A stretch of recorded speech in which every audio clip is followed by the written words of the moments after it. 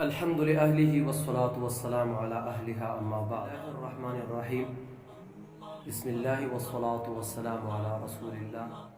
اللهم افتح لي أبواب رحمتك. محترم سامعين كرام، محمد رسول الله صلى الله عليه وسلم ده الله جل جلاله آخری نبی، خاتم النبیین. هر خبره چې کړې ده هغه د حکمت نه خالی نه. مونږ او تاسو که غور او فکر وکړو، دا ما تاسو ته د مسجد کې د داخلېدو او مسجد نه د بهر وتلو دعاګانې وي، او دا د نبی کریم صلی الله علیه وسلم نه ثابت دي.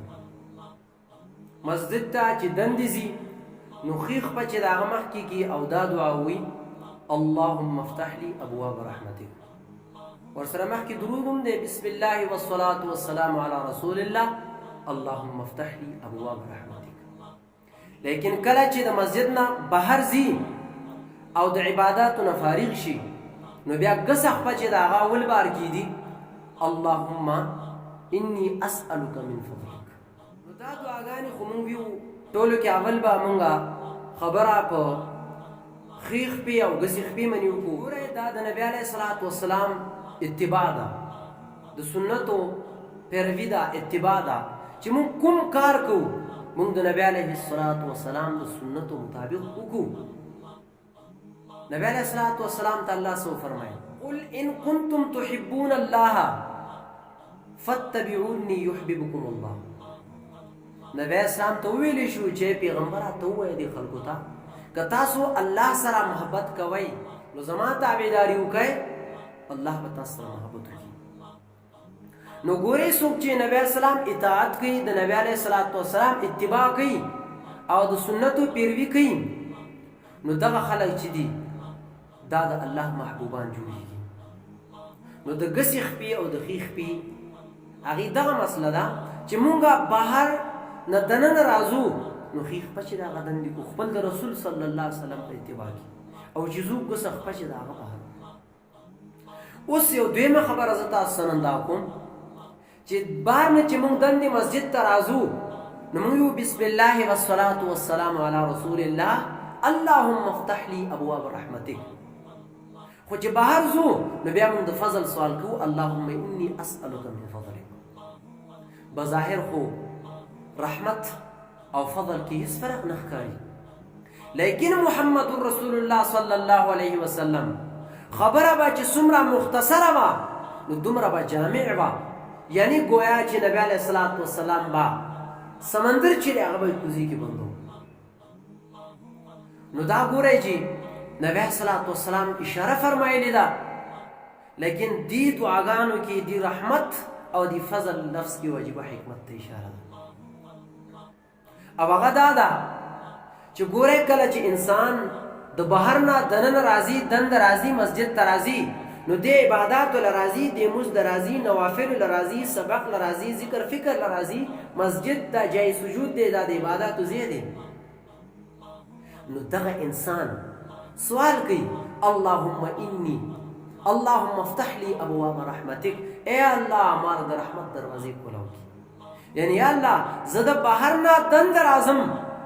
لیکن ای الله تا نه زه سوال کوم چې ته ماله توفیق راکړي د عباداتو. او دا ځکه چې رحمت او لفظ فضل کې فرق دی. رحمت نه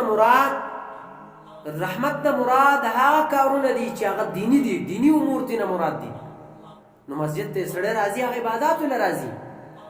هغه دغه دینی کارونه کوي که نه،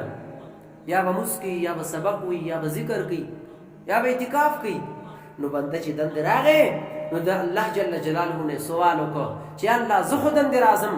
زه دا ځان تا ته حواله کوم، اله العالمین ما نه د دین کار واخلي، ما نه د دین کار واخلي. لیکن کله چې دی د مسجد نه بهر ته ځي نو بیا ګورئ بهر خو بیا دنیا ده که نه، څوک فیکټرۍ ته ځي، څوک دکان ته ځي،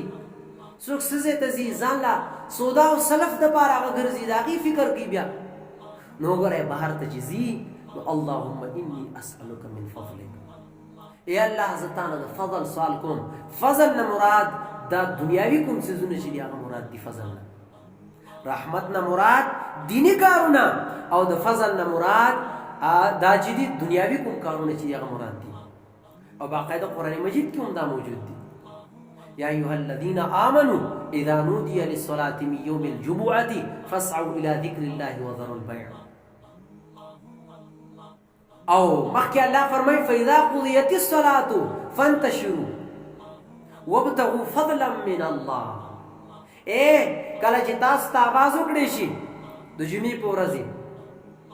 نو الله جل جلاله ذکر طرف ته د الله عبادت طرف ته منډه کوي او پرېږدئ د خپل دنیاوي کارونه لیکن کله چې تاسو مز ادا کړ نو بیا منتشر شئ او د هغې نه بعد د عباداتو نه بعد بیا د الله جل جلاله فضل مال تجارت کې برکت بیا به تلاش کوي نو محترمو دا فرق دی په منځ د فضل او په منځ د لفظي رحمت کې نو موږ له پکار دي چې موږ د دې خیال وساتو چې موږ یو کار کوو یو سړی به خو خامخا بار ځي نو هغه له پکار دي چې د محمد عربي اتباع دي وکړي هغه دي او دندې چې راځي خپه دي دندې کې اول او چې بار ځي کسه خپه دي بار وباسي اول چې د محمد عربي صلی الله علیه وسلم اتباع وشي د هغې اتباع وشي او دغه رنګې د دې دعاګانو اهتمام وشي انشاءالله العزیز نبی علیه الصلاة والسلام چې کومه خبره فرمایلې ده هغه د برکاتو نه ډکه ده د هغې نورانیت د هغې برکات هغه بیا خلکو حاصل کړي دي او د دې نه مخکې دا درود بسم الله والصلاة والسلام علی رسول الله دا درود دی نو درود کې وګورئ زما وروڼو درود کې زموږ خپله فایده ده نبی علیه الصلاة والسلام باندې که د دنیا دا ټول خلک نعوذ بالله درودونه وي پرېږدي نبی علیه الصلاة والسلام په مقام او په مرتبه او شرافت کې کمی نه راځي که درود ما وتاوي زما ستا فایده ده